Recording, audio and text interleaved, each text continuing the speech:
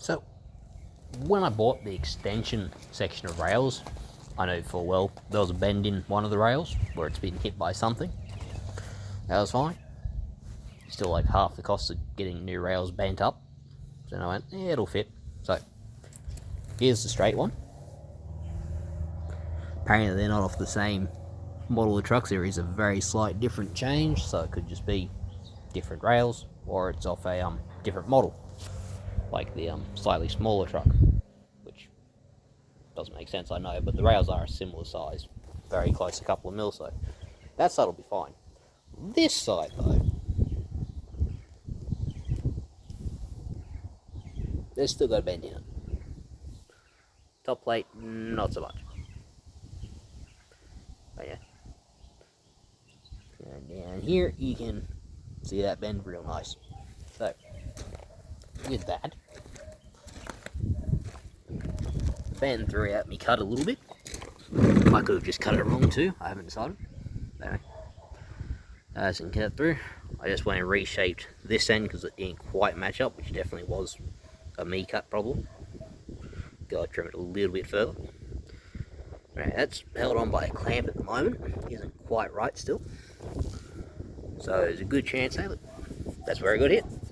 Anyway, good chance I'm just gonna cut that one tack holding it in place and take it back home to straighten out before I weld it back on, since, well, this thing isn't getting finished this week anyway, because I gotta go home tomorrow and go back to work for next week. And yeah, this thing's way behind where it needed to be, but I lost motivation after the first 2 days of it wasn't happening. And several things out of my control have also made it where I can't do it. But anyway, probably going to straighten that out. Well, I've got to straighten it out somehow. Got to figure out how is a different matter now. It doesn't have anything to push on.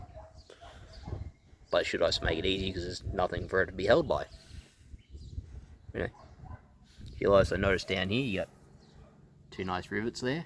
The other side have been ground off. That's the reinforcing backing plate where these sit. So, I've still got to get those rivets out. I think the actual hole they're in was ever so slightly, not chamfered, what's the word I'm looking for?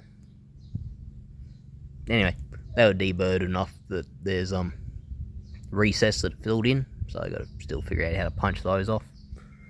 May just cut both sides of the head and hope for the best when I flog it with a hammer again, but that's a different matter.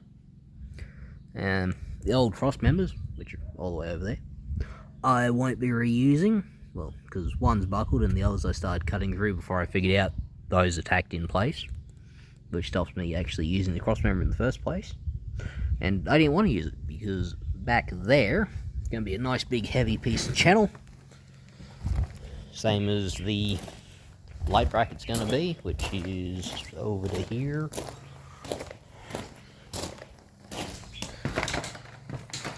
That channel there, 180 PFC, it's like a 75-80mm flange, 10mm thick, 5-6mm web, haven't measured, but something like that from memory.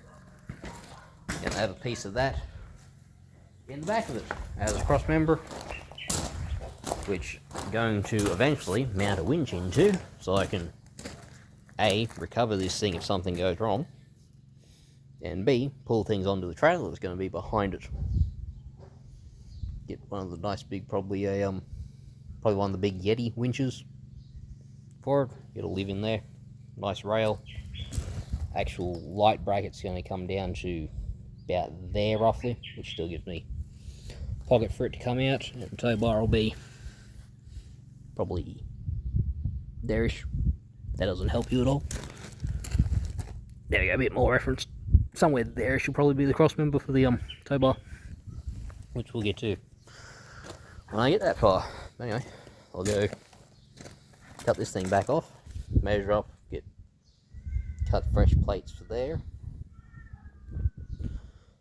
cut a couple of thin template plates to run up the sides of the rails, and start marking shit out for drilling holes. You'll notice back here that rail is still longer than the chassis rail, which would be a problem. if I wasn't cutting both of them off.